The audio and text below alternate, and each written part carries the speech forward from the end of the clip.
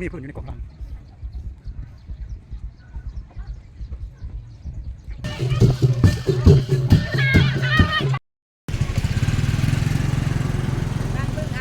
โอ้ยมาหอดป้ายเลยบ่ยกนิ้วเนี่ยเคสั่นละโอ้บ้านบึ้งนี่เนาะแมนบ้านบึ้งแขวงสวรรณเขตมาหอดแล้วพี่น้องมาหอดแล้วเมืองอัศพรไปเด้อไปบุญน้ำกันเด้อบัดนี้เด้อไปโถทุ่งปิวสะบัดนี่รถทั่วร์เฮายังมาบ่ได้รถทั่วร์เฮาน่ะคอยยางไปนี่ละเข้าบ้านละบัดนี้แล้วเฮาสิพาย่างเข้าไปเบิ่งบ้านนี้ถือว่าเป็นบ้านลึกลับ เพราะว่าตาศิลาเราบ่ได้เคยมาจากเทื่อพี่น้องเป็นบ้านชนบทเด้อพี่น้องเด้อเป็นบ้านเขตนอกอันนี้ตาศิลามามื้อนี้ถือว่าพอดีพ่อบุญพี่น้องมาบุญเพราะว่าเป็นบุญผาป่าเป็นบุญผาป่าที่ว่ามาจากนครไกรสอนแขวงสวรรณเขตพี่น้องก็ได้มาทอดอยู่บ้านบึงนี่ล่ะอยู่เมืองนึงอีกพี่น้องสะพอบ้านนี้ก็แม่นได้ขึ้นกับเมืองอาจสะพรพี่น้องเอ้ยคันเว้าได้แนวนึงก็ถือว่าบ้านนี้เป็นบ้านแบบโบราณบ้านนี้มีการเลี้ยงหมูเลี้ยงงัวเลี้ยงควายเป็นอาชีพพี่น้องและก็อาชีพต้นตอของบ้านนี้ก็แม่นคือการปลูกข้าวบ้านนี้แม่นว่าเป็นชนเผ่าเด้อพี่น้องเด้อเป็นชนเผ่าเพราะว่าบ้านเป็นบ้านชนเผ่าเฮาเบิ่งหลังคาบ้านเบิ่งหลังคาเรือนเนาะนี่ก็คือหมูที่ได้ผูกไว้บางบ่อนก็บ่ได้ผูกพี่น้องบางบ่อนก็ปล่อยไปนั่นแหละเล่าเขาเจ้าจะปลูกไปเป็นแบบนี้แหละเรือนก็มีฝาไม้เหี้ยแต่ก่อนโอ้ยเพิ่นว่ายังมุงหญ้าอยู่เนาะแต่ว่าเดี๋ยวนี้หักเขาเปลี่ยนจากหญ้าไปก็ถือว่ามาเป็นสังกะสีมาใส่และบ้านนี้หันเฮามาเลาะเบิ่งตามตารางเรือนหรือว่าตามกล่องรางเนาะเขาเจ้ามักจะใส่ฟืนเด้อพี่น้องเด้อมีฟืนมาใส่นี่ฟืนสำหรับไว้ดังหนึ่งข้าวไว้ดังเฮ็ดอยู่เฮ็ดกินพี่น้องแกมาแล้วมาไว้เนาะ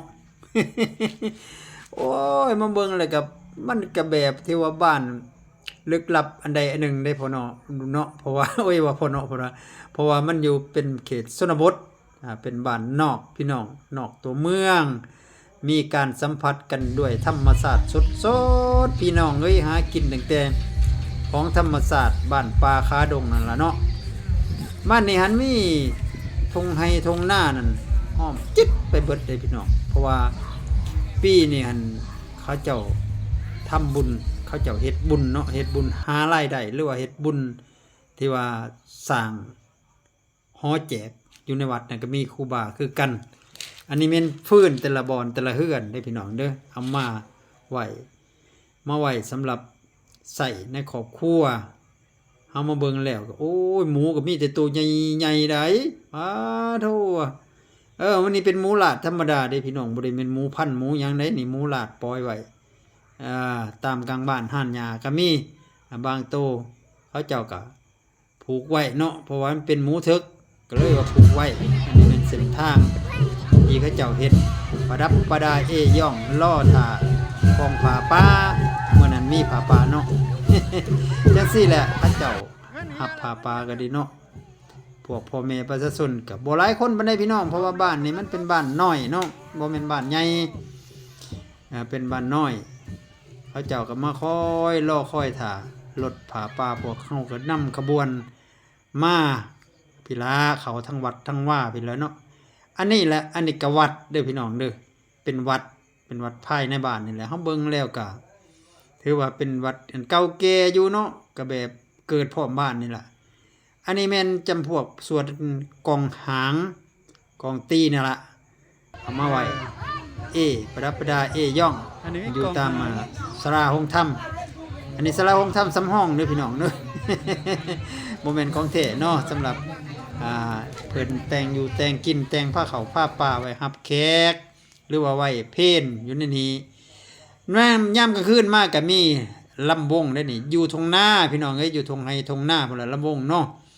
เฮ็ดอยู่นอกๆพุ่นใดลำวงยอดยุกได้พี่น้องเอ้ยเสียดายเนาะลำวงยอดยุกซ้ำตาศิลาบ่ได้อยู่พี่น้อง โอ้ยเนาะว้าวนั่นใดก็ตามพี่น้องบ่ได้อยู่ก็ตามถือว่ามาฮอดนี้เนาะ ก็ขอบอกขอบใจน้ำผู้ที่เขามาเบิ่งมาส้มเด้อพี่น้องเด้อช่วยจวดช่วยเสียให้เราเนี่ยตาศิลาอันนี้แม่นทงหน้าแคมบ้านเราก็เลาะมานี่แหละบอนหันลำวงนี้เนาะบ้านนี่ก็ถือว่าอ้อมๆปานนี้ล่ะเอามาวันนี้เขากล่าวคำว่าสบายดีก็เด้อพี่น้องเด้อโอกาสหน้าพบกันใหม่อีกพี่น้องมีหลายทีหลายทางเราไปติดตามแต่ศิลาไปนำเนี่ยเด้อ